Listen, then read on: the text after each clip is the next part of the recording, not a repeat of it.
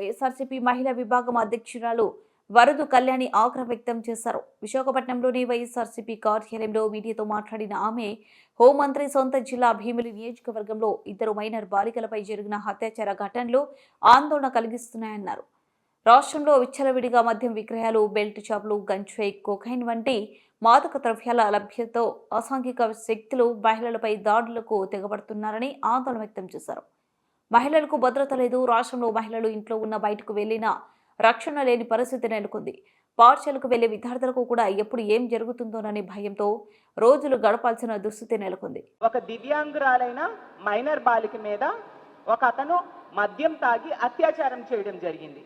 అలాగే ఇంకో మైనర్ బాలికని కారులో తీసుకెళ్లి బలవంతంగా అత్యాచారం చేయడం మనం చూసాం. అలాగే తీసుకుంటే ఇంకో విషయం, తిరుపతి జిల్లాలో తీసుకుంటే సూలూరుపేటలో ప్రభుత్వ హాస్పిటల్లో ఒక వ్యక్తి మద్యం తాగి హాస్పిటల్లో వీరాంగం సృష్టించి మహిళల మీద దాడి చేయడం జరిగింది. అలాగే కర్నూలు జిల్లాలో తీసుకుంటే కోడుమూరు మండలం ప్రాథమిక పాఠశాలలో గవర్నమెంట్ టీచరు అక్కడున్న పిల్లల మీద లైంగిక దాడికి ప్రయత్నించడం. ఎంత దురదృష్టకరమైన సంఘటనలు ఈ రాష్ట్రంలో వినాల్సి వస్తుందో మనం చూస్తూ ఉన్నాము.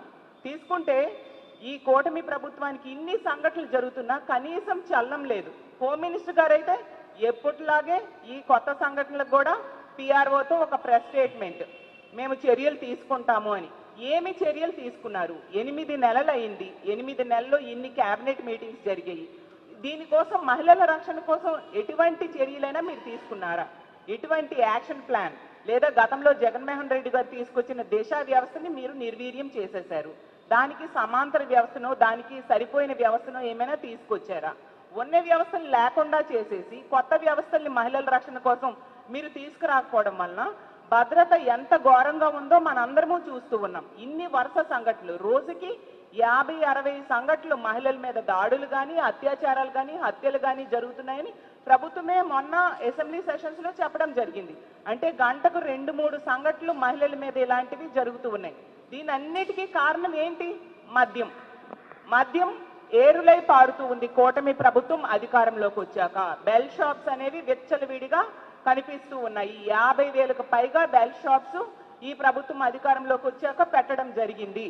తక్షణమే బెల్ షాప్స్ తగ్గించాలి. అసలు మొన్న సంక్రాంతి జరిగింది, గతంలో ఎన్నడూ జరగనంత మద్యం అమ్మకాలు జరిగాయి. ఎందుకంటే బెల్ షాప్స్ విచ్చలవిడిగా ఉండడం వల్ల మద్యం అవైలబిలిటీ పెరిగిపోయింది.